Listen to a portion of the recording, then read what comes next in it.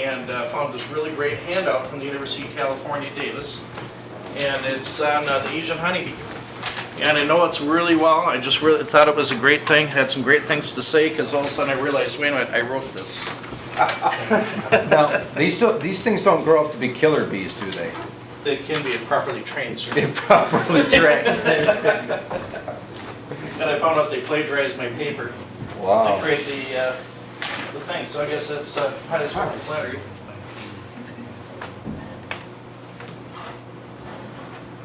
Yeah, I think you and Juan Santos and Nick Madden maybe need to have a discussion, huh? Oh yeah, the Monsanto already killed one set of my bees up back in City Hall here. They didn't credit you? No, that's, you like that? Yeah. But like you said, I got the base document here to prove it, even the pictures. He even took the picture. Well, that's Yeah, good. that's my picture. That's good to know they stole everything. Yeah, it's just kind of fun. But anyways, here to talk about beekeeping and stability operations, and I know it's a great scintillating subject. It's kind of awesome to go to the VFW and tell them what you do during the war as a beekeeper.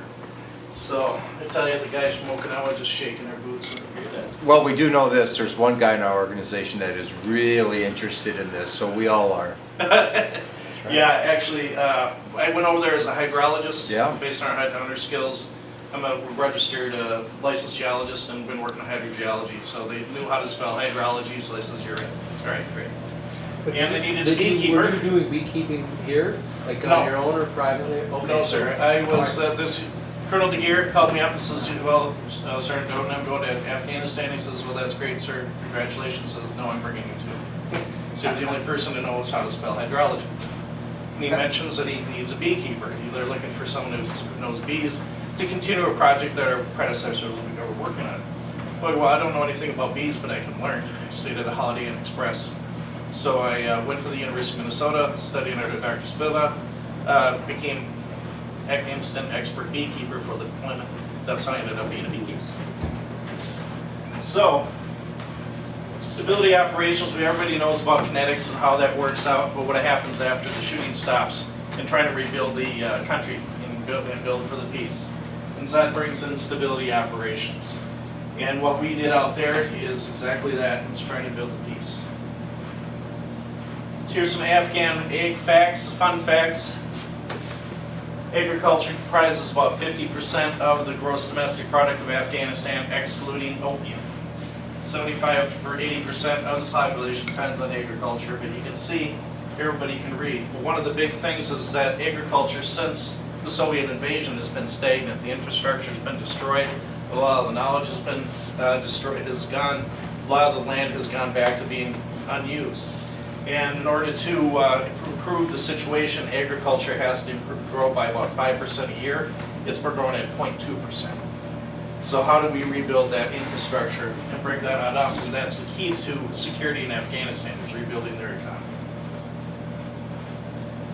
Why in ADT? Why not send in the NGOs? Why not send in the USDA, etc.? The big thing is that the areas that we were working in are still kinetic. We are in southern Afghanistan, just about 90 miles east of Kandahar, in the old Mullah Omar type Taliban territory.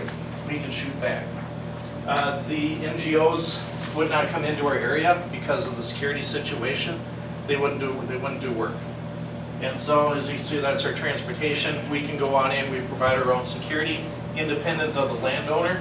We can provide our own mission support, not be a burden, and still be that multiplier to rebuild the economy and rebuild the institutions in Afghanistan. Zabul Agribusiness Development Team, this is Minnesota's first contribution to the ADT concept. It's been around a while. There were a number of teams out in Afghanistan. We are the first one in southern Afghanistan. The other ones are located out east around Host and Kabul. We were out there from October 2011 till September 2012. We were the third rotation out of a 5-year cycle. We were replaced, but as Afghanistan winds down, they were pulled early and they were not replaced. Operationally, we were attached to the 82nd Airborne out of Kandahar, who was the landowner for, or the battlespace owner for RC South. And we were further taken on to 3rd Striker Brigade out of the 2nd ID in Zabul Province, just east of Kandahar. right on the Pakistani border between the Suleiman Mountains and the Hindu Kush. Zabul is one of the least densely populated and the poorest province in Afghanistan, a great vacation spot. It's about 96% rural, 2% people have access to electricity, and 1% literacy rate. It is quite the active place. 52% of the economy is based on agriculture, 15% on the livestock, and the rest of it is basic labor, day labor. It's rural, very conservative, entirely Pashtun, and very tribal. So you can see we're located on the Pakistani border, bordered by Helmand. To the west, Uruzgan. To the north, that's the home of Mullah Omar. Ghazni to the east, and Atika to the southeast there. We're, the big thing about Kalat, there's the districts of Shajoy, Kalat, and Tarnak Wal Jaldak are the three critical districts in the province. There's the ring road that, if you're familiar with, runs from Herat all the way down through Kandahar, through Kalat, up through Host, and up to Kandahar or Kabul, and further up to Mazar-e Sharif. The ring road runs right through those hit districts, and so for us, they were key districts to influence and try to build confidence in order to keep that ring road open and keep commerce going. The Romanians in our province were the ones charged with security on the road, and they sent out patrols daily to secure the road and clear the IEDs, etc. We did more work in Mizan and Arghandab, Shinkan, Nabahar as secondary missions, but we really stayed away from the border areas of Pakistan for security reasons, and as well as onto Deshopan to the north, which we basically let the other side run around. Shajoy to the north there, there's three river systems that don't show. The Tarnak River system runs through those three key provinces, Shajoy, Kalat, and Tarnak Wal Jaldak. And most of the population lives right on that river with a few outlying villages. And then there's another, the Arghandab River that runs up through the Arghandab Valley in Mizan. That's the big poppy producing area of the province. And then further down south, there's some minor rivers in Shamwazai and Nabahar. And again, everybody pretty much lives on the river. You like the guy doing the owl thing with the old guys who still in that picture. Five Apaches located was located in Kalat at the capital. We were attached to, oh, it was beautiful. We had flush toilets. It was great. But it was about 150 to 200 Americans when we got there, including us. Romanian battalion was based there, and it was on the edge of an Afghan brigade.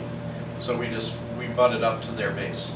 There are three other FOBs within about 1 to 2 kilometers of us that we would go to in order to get PX or mail service, etc. Zabul agriculture. We had talked about what it composed of as far as the economy. About 30% was orchards, and that's how they generate pretty much all the cash in the province. That was almonds, pomegranates, and apricots, and to a lesser extent grapes they raised for raisins. So in order to eat, most of the crop was wheat, and then they'd rotate in cumin as a spice, and a few other things in there. But 15% of the income was livestock. But otherwise, the big key thing for the economy was those fruits and nuts and those cash crops, and how do we improve that? One of the big problems we had was that the Pakistanis controlled the agribusiness mechanism in there, and were the buyers of the product. And so they come on in, basically rob the Afghans at the gate, only buy a portion of the price. They really controlled the market. So we're trying to, how do we build up that agribusiness side, and as well as improve their output so they can gain more cash and give them an alternative to the Taliban. As you can see, the main thing I want to show here is just how small the farms are and how isolated they are. These villages are really, it isn't like here, you drive through southern Minnesota, you go farm to farm to farm, 10,000 acres. Here, an average farm would be what we call 1 to 2 jerabs. A jerab is half a hectare, which is 0.2 or about 0.2 acres. So a .2 acre farm, you know, try to raise a living off of that with 6 kids. And if you had 2 gerbs, you were doing pretty darn good.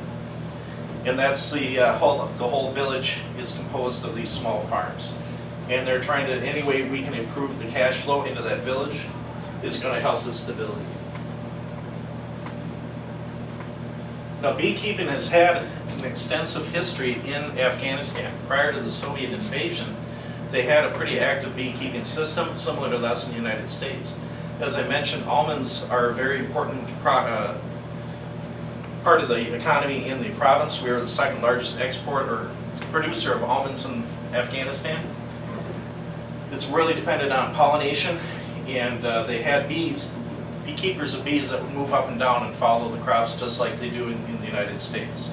But after the Soviet invasion, that was totally destroyed. Some of that has come back through Pakistan.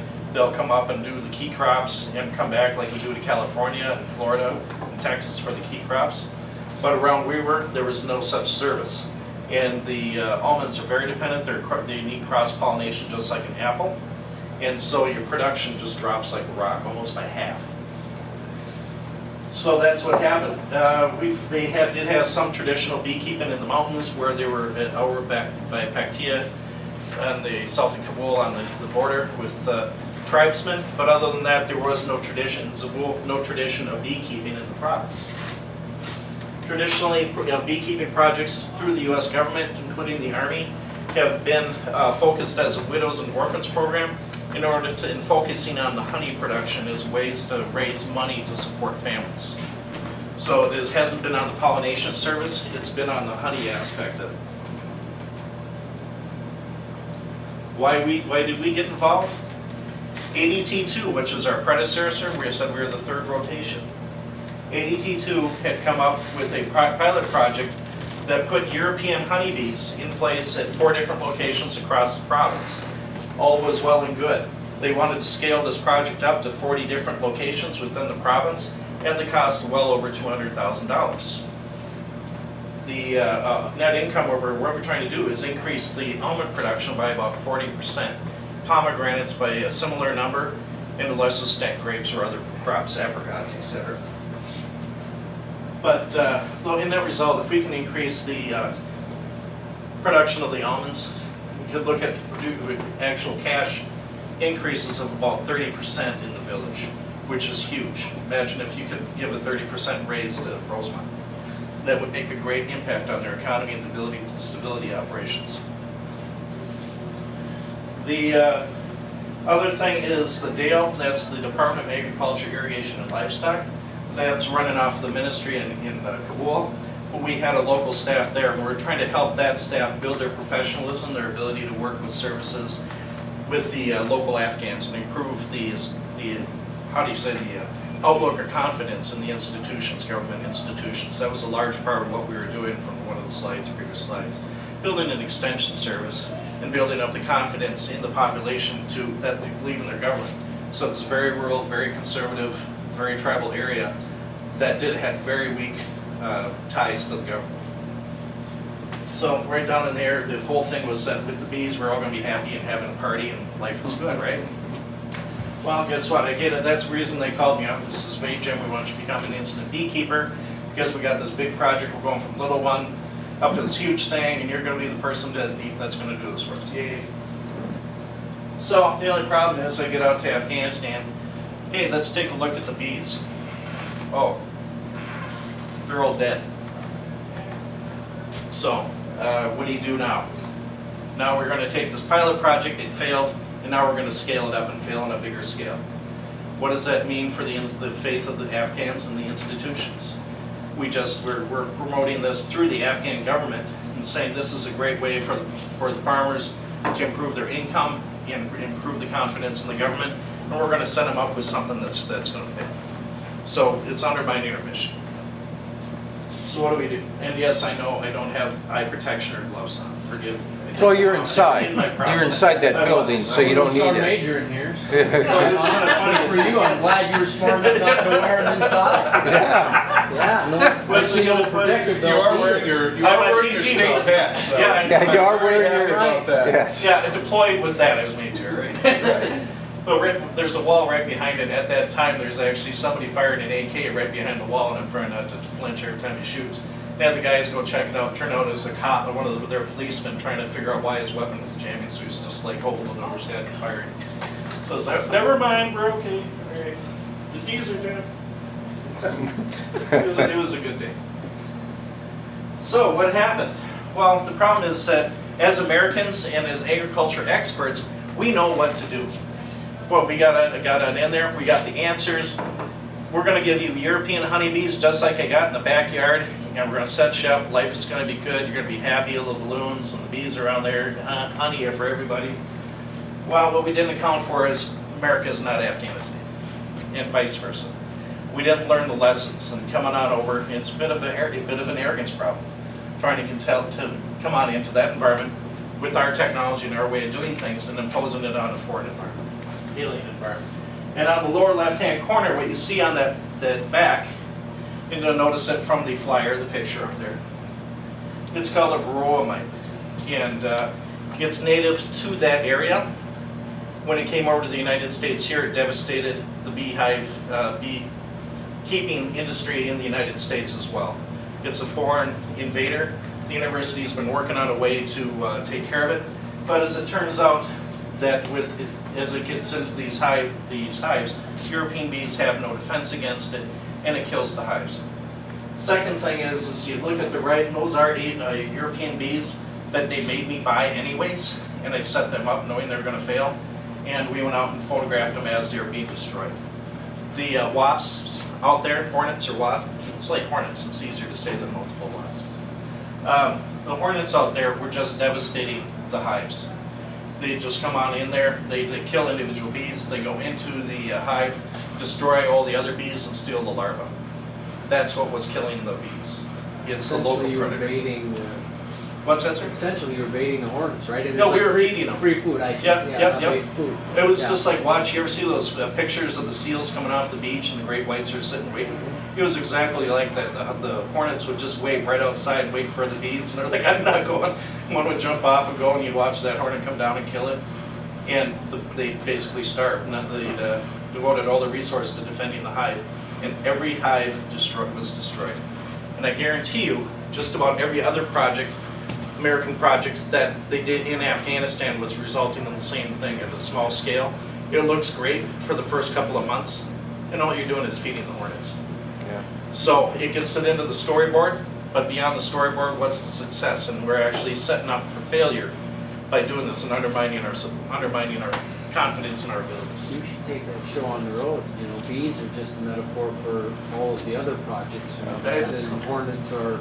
I concur totally with you, sir. How many projects you know that sound exactly like that? Soccer Yeah, we have fields, a lot of bee electricity, We projects. have a lot of bee projects. Hospitals. Yeah, we do. hospitals. Yep, when we were paving a bazaar, or saw the USAID paving a bazaar for donkeys, Yeah.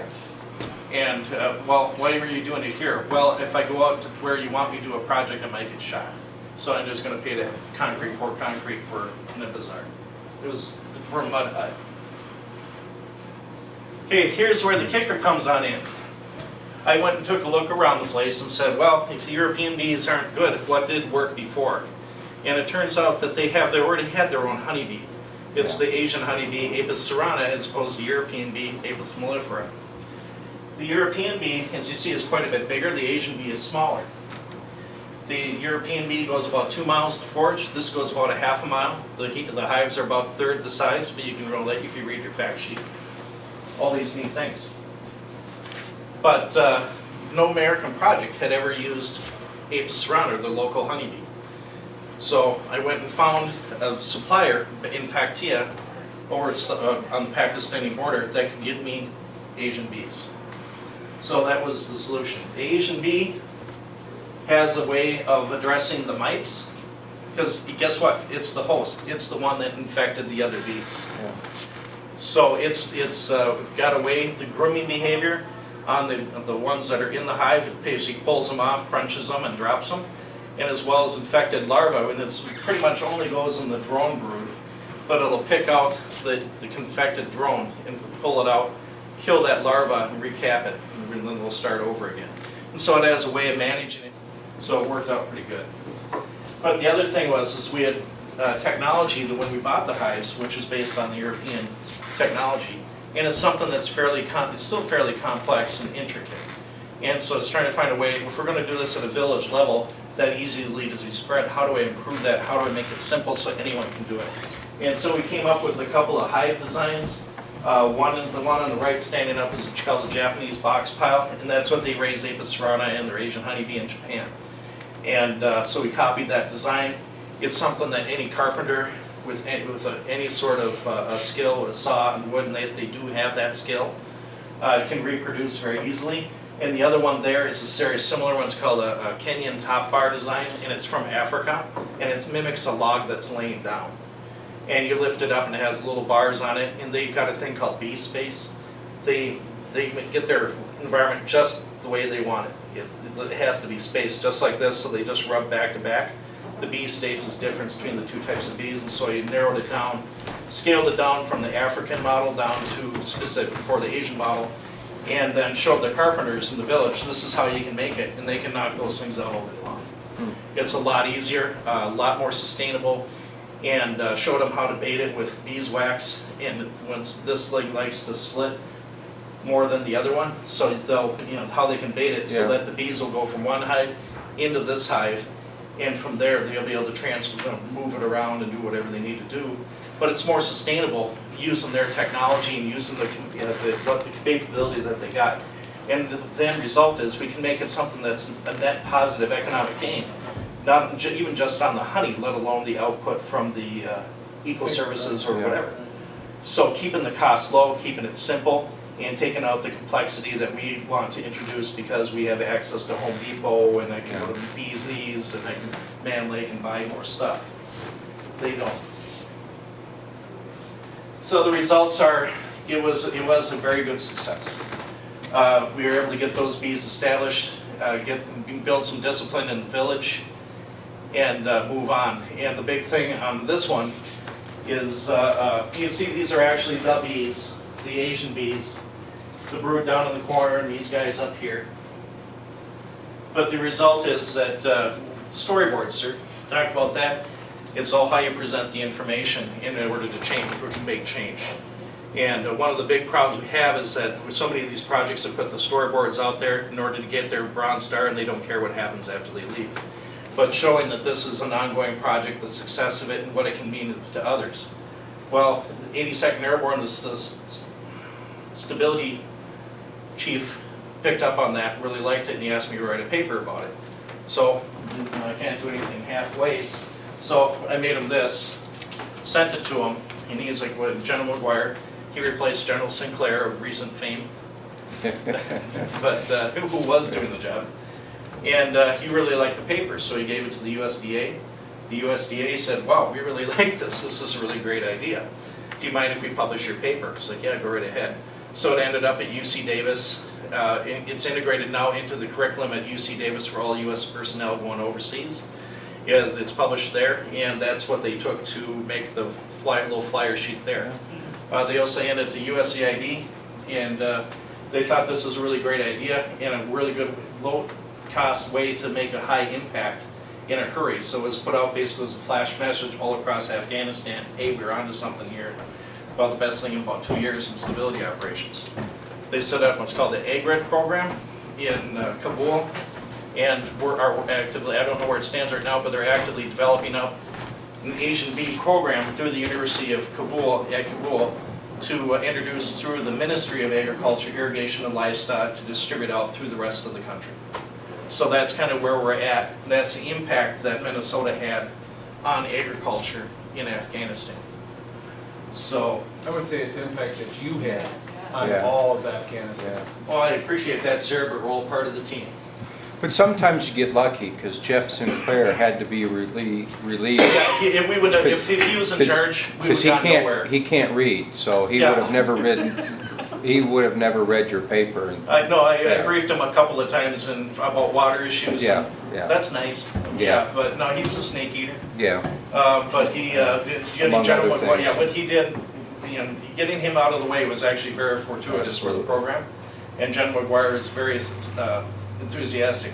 And one of the key things for me is the Australians picked up on this, and the Australians hate this bee because it endangers their industry, because they're mite-free in Australia, and they're afraid of it being introduced. But when they put it into Uruzgan, in Mullah Omar's hometown, it was like, for me, okay, yeah, we're successful. Oh, yeah. They took that idea and actually pressed it into Mullah Omar's hometown. So, the lessons learned from this whole thing, you get what you measure, and if you want money as a metric, that's easy to do. Yeah. It drives bad results. It guides you to do the wrong things. So, doing the European Bee Project, doing the bazaar, paving the bazaars, and putting out lights so they can shop at night, and things like that. Living for the storyboard is the other one that goes along with it. To me, that's one of the things I saw, was that when you're doing this, you're giving out a result, and you're trying to influence people to have a certain opinion or whatever. And if it's for your own self-interest, or you don't care what happens a month from now, you're just doing it for the storyboard, you're going to push bad results. And but that's the reward system that we set up, so that's the behavior you get. What are the effects that you want? We were looking for something here that would increase village income, reduce the complexity, and something that was actually Afghan-centric and would work after we would leave. That's the other thing there. Next one is culturally appropriate. Are we doing it because we're Americans? I mean, we can go over there and give them all sorts of drilled wells with pumps and tractors and all this other stuff. Guaranteed within 2 months it's either going to be stripped down or broken. And there's no money to go on out, and now you've just spent a lot of money and built up ill will. But using something that they can maintain and do that's culture appropriate, that they're doing already, built on what they already know to do, that's the key to success. And then talk about that last part. Saw so many windmill projects, pump projects, the European bees, etc., where we went out, great fanfare, spent money, got storyboards, brown stars for everybody, and 2 months later the thing has failed. So how do we, how you get to what you want and think about it and work through these projects? The most expensive way, the flashiest way, is not always the best way. Yeah, I think it's, what's the local solution? Yeah. Because there typically is a local solution, but our arrogance won't allow us to see it. So No. it's bring the European bee from America Yeah. instead of the native bee from Asia. Exactly, sir. And I saw that arrogance is the key to the whole presentation. And it's it's a gig on us. But what we have to do is identify those opportunities and help what they've got to survive and thrive. Any reports back? Is it? I mean, has it been able to be sustained? The rotation that followed us Yeah. did not think beekeeping was important, and they did not It's bring. the perfect metaphor. Yeah, Yeah, it and they is. did not bring a beekeeper, and Where- they did not think water was important, so they didn't bring a hydrologist. They Where brought were a they from? forester. What state were they from? Mississippi.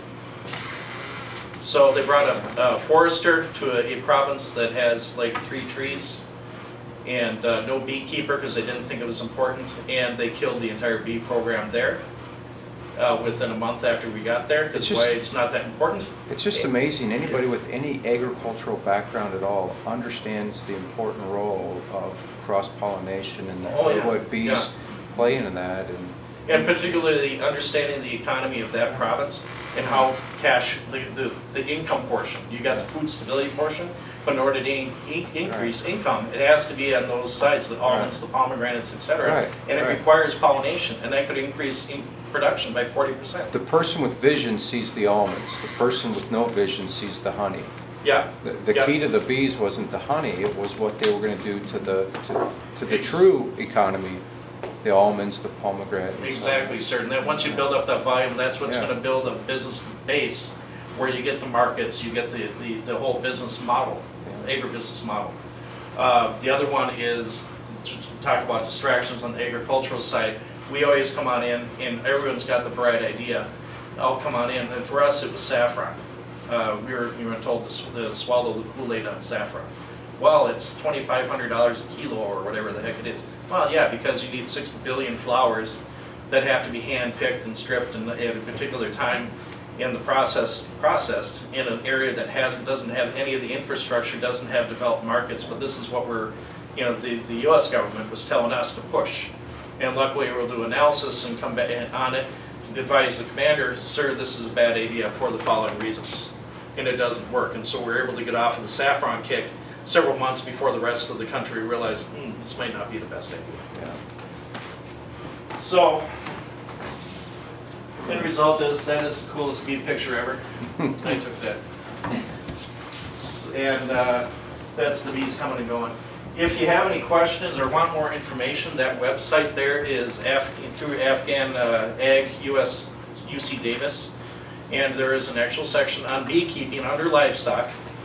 And you will find the paper that we wrote, published there, as well as that fact sheet that was derived from the paper. And I wish I would have put my name on it at least. It was say something. Well, this is great. Well written. Oh yeah, I wrote it. Yeah. So, anybody got any more questions? Any beekeeping activity at home? I mean, did you pick up? Since then, sir? Yeah, I mean, Yeah, I is this came a hobby home. now? This is kind of funny. I Yeah. came home, and I got a job with the health department in the city of Minneapolis. I'm the supervisor of environmental services, and so enforcement of regulatory actions and find ways to reduce pollution. Well, they found out that, hey, well, Jim did beekeeping in Afghanistan. That's kind of cool. Well, the guy I work with, he did beekeeping in the Peace Corps in Vanuatu. Yeah. And so, oh, this is really cool. So we went and raised money through VFWs and such like this, and other places, and went to the Shakti, Metawakan, and Sioux and got them to donate a couple of hives, and we put them up on City Hall. We have a green roof on City Hall. So we had this couple of beekeepies, and they made it through the winter. Everything's really good. And a couple of weeks ago, went out and fed them and all this. They're happy. They're oh my gosh, this is great.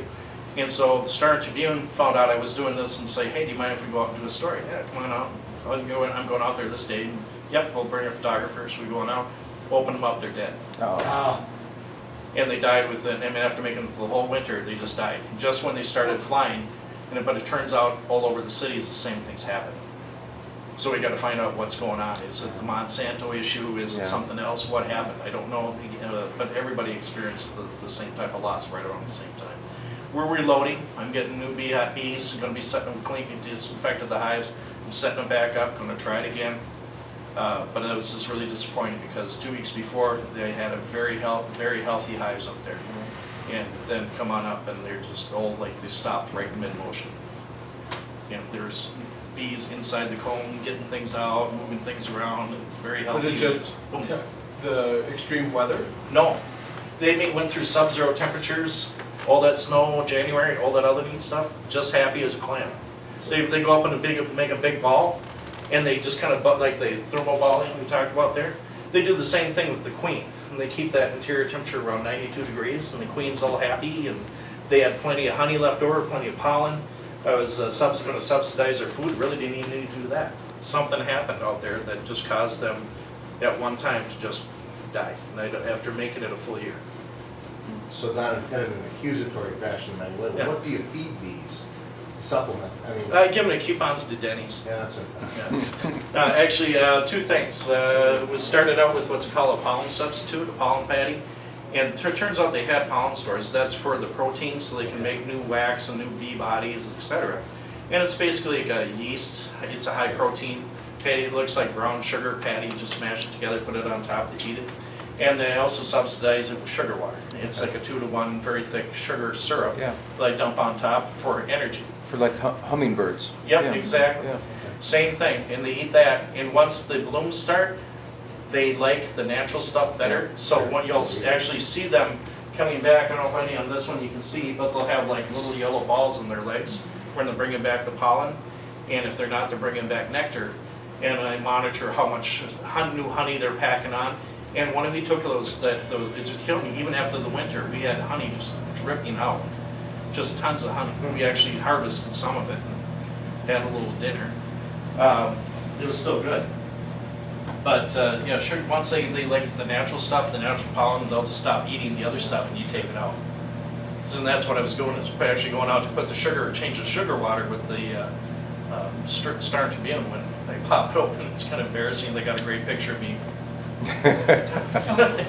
Didn't make the paper. I was just going to ask if they ran the That's story good. because I don't remember seeing it. No, they were going to. It was going to be a feel-good thing. Spring's here. This is what they're doing, and then they like the whole Afghan and Peace Corps angle, so they're going to do a little bit on that.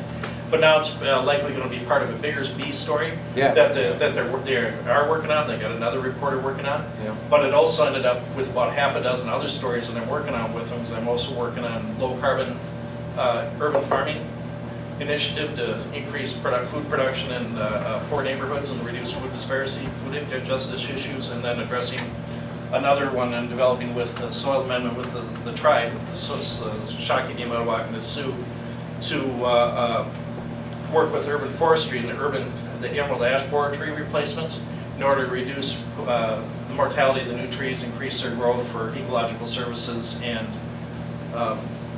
improve their ability to deal with climate change.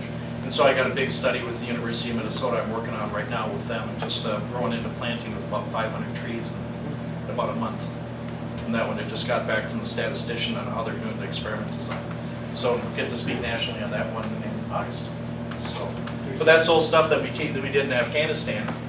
Was working on trying to improve soil conditions there that we brought back and are now using here in the city. There's a good TED video on urban beekeeping. It's just posted there. Oh, really? You might find. Oh, it's Dr. Spilla who did that. Yeah, that's who did Well, that. he looks like a young kid. Oh, So, oh, okay. Well, not young, I mean, 30-something, but he's not an old beekeeper. Oh, okay. But if you Google it up, I think you can find, Oh. he talks about urban beekeeping, some of the challenges that they're finding, and he's vaccinating bees Oh, okay. against this whole winter hive bat. So it might, it's Yeah. only Oh, like they- oh, 15 it minutes, is. it might be worth it for you to. Yeah, no, have a that look, sounds see if awesome. you can get a reference from that or something. Because I know that's Dr. Spilla had done a previous TED Talk. And so, but I'd be kind of curious, it's a different person, I'd be very curious to see. How old, look it up, you'll Yeah. see, Roger, that's right. Can do that. Any other questions, sir? No, thank you very much, Master Sgt. What a great